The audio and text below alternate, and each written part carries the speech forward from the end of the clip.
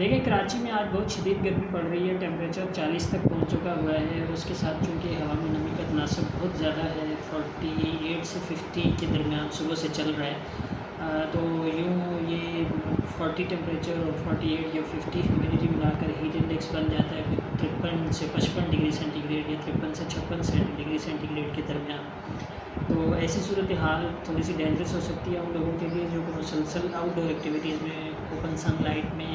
دیر تک ان کی سرگرمیاں جاری رہیں، جیسے مزدور طبقہ ہوتا ہے یا محرم کا دن ہے تو اتفاق سے جو جلوس کے